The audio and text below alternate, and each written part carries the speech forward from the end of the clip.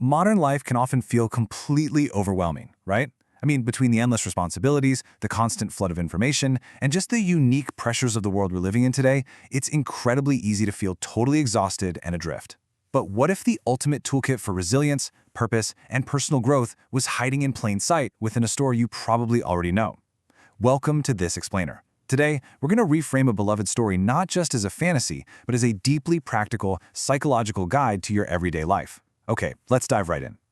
It's a fascinating question, isn't it? Why does a fantasy epic from 1954 hold the ultimate blueprint for navigating modern life? Well, it turns out to understand that, we really have to look at its creator, J.R.R. Tolkien. He was this brilliant English philologist who got caught in his youth in the absolute horrors of World War I. He fought in the trenches at the Battle of the Somme, a deeply, deeply traumatic experience, where by 1918 nearly all of his close friends had died. He experienced the literal animal horror of the trenches firsthand. But instead of writing a purely cynical or ironic memoir like a lot of his contemporaries did, Tolkien did something extraordinary. He took his immense grief, his understanding of deep psychological trauma, and his moral frameworks, and he actually buried them within a story about elves, wizards, and hobbits. He built a mythology that speaks directly to the human soul.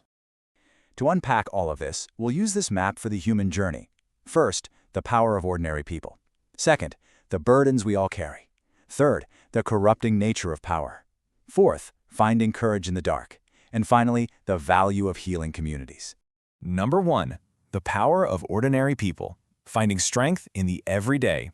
So in the story, the Shire represents our ordinary pastoral lives. It's this agricultural, fertile place, largely untouched by the noise and rush of the outside world. The hobbits who live there, they aren't your traditional heroes. They're everyday folks who care way more about a good garden and a second breakfast than going on grand adventures. And honestly, that is exactly Tolkien's point. The most profound heroism often comes from the most unassuming places. It doesn't come from grand warriors. It comes from everyday people who simply decide to do the right thing. To really ground this fantasy in harsh reality, just look at the character of Sam Gamgee. Tolkien explicitly stated that Sam is a direct reflection of the steadfast English soldiers, the privates and batmen he fought alongside in the 1914 war. These were ordinary, working-class men who possessed this remarkable, unwavering loyalty and persistence amidst unimaginable terror. Sam proves that you literally don't need to be a wizard or a king to change the course of history. You just need persistence, loyalty to your friends, and the quiet strength of an ordinary individual. Number 2. The burdens we all carry. Invisible weights and modern trauma. So we just talked about finding strength in the everyday, but what happens when that everyday is shattered by an impossible weight? Frodo's journey to destroy the One Ring isn't just some common fantasy trope.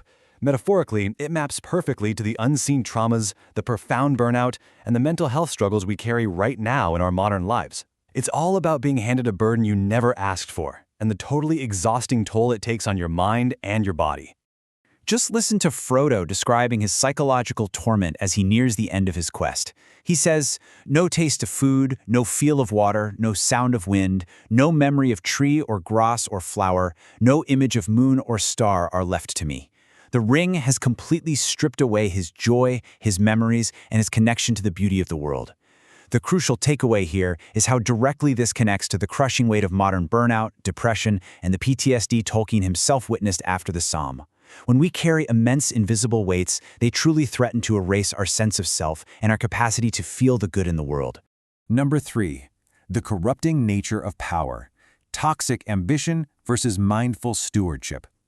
That internal struggle we just looked at brings us perfectly to the external challenges we face. The One Ring symbolizes the ultimate obsession with power and control. It's this glaring reminder of how easily good intentions can be twisted by temptation. We see this deeply reflected in Gollum's tragic inner conflict, and even in Boromir's temporary fall and ultimate redemption.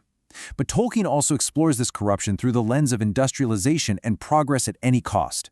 We face this daily in our careers and in our society, the temptation of unchecked toxic ambition and the willingness to sacrifice our ethics just for the sake of getting ahead. And this brilliantly illustrates the central moral choice we all face in our professional and personal lives. On one side, you have Saruman. He's described as having a mind of metal and wheels. He is entirely consumed by ruthless ambition, willing to destroy nature and use people as mere tools to build his industry and modernize the world. But on the other side, we have Gandalf.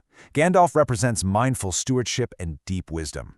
He acts out of duty, he pays attention to the small, seemingly unimportant matters, like the hobbits, right? And he cares deeply for growing things. It is the classic battle between toxic ambition and empathetic stewardship. Saruman's fortress, Isengard, acts as this stark cautionary tale. Look at what happened. He became obsessed with power and control. He sacrificed his moral imperatives for personal gain, and he viewed others simply as tools for his own industry. And in the end, this resulted in massive ecological and spiritual damage. Does this sound familiar to you? Because it perfectly echoes the dangers of toxic corporate environments today, where relentless progress and the sacrifice of human well-being lead to systemic burnout and spiritual desolation. Saruman lost his humanity by treating the world merely as a stepping stone. Number 4. Finding courage in the dark, fighting the good fight without guaranteed success. So, how do we push back against that darkness? How do we actually find the strength to keep going when our personal world feels like the desolate wastelands of Mordor and hope seems completely lost? How do we maintain our values when the odds are stacked completely against us? Well, Tolkien provides a pretty profound answer through a concept called northern courage. This is courage undiluted by confidence and untainted by rage and despair. It's the determination to see it through despite an entirely uncertain fate. Tolkien derived this concept from Norse mythology and Old English poems like Beowulf, where heroes went into battle fully knowing they were doomed to fall, but they chose to fight anyway. We see this beautifully in Aragorn's growth into leadership, stepping into an impossible responsibility against overwhelming odds.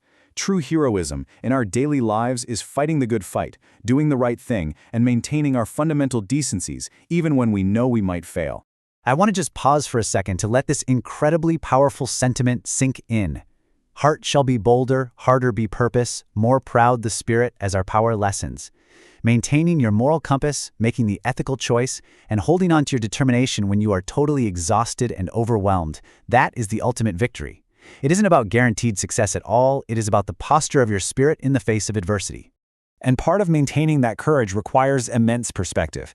There's this moment while in the horrific, ash-choked land of Mordor where Sam looks up through the dark clouds and he sees a single shining star. The thought pierces him that in the end, the shadow was only a small and passing thing. There was light and high beauty forever beyond its reach. This is a brilliant psychological lifeline for us. During our darkest, most difficult moments, finding just a tiny sliver of perspective, remembering that our current pain or our current corporate grind is not the entirety of the universe, can give us the exact hope we need to take one more step. Number 5. The value of healing communities, restoring the spirit through connection. Now, we cannot take all those steps on our own. We've talked about the burdens and the courage required to bear them, but Tolkien makes it incredibly clear that no one survives these trials in isolation. We desperately need to lean on supportive communities to heal from the everyday battles of life. Tolkien illustrates a very specific cycle of restoration here. First, you have to retreat to a place of reflection. In the story, this is Rivendell, a place that isn't about action, but about rest and recovery. Second, you must lean on shared rituals to process chaos. Just like the characters cling to their songs, their histories, and even simple things like celebrating birthdays, we need social rituals to ground us in normalcy. And third, you have to allow your community to help clarify your mission. We absolutely need those restorative forces to heal our unseen wounds before we step back out into the world. So, let's pull all of this together into a practical toolkit. When you face the burden of the ring, an overwhelming responsibility, the lesson is to accept you can't do it alone. You have to lean on your Sam. When you face the shadow of Mordor, practice northern courage. Do the right thing even if failure seems likely. When confronted with the destruction of Isengard in your workplace or society, actively choose mindful stewardship over toxic ambition. And finally, when you face the scouring of the Shire, the reality that life isn't a perfect fairy tale ending, accept that while your struggles may change you permanently, they also pave the way for others.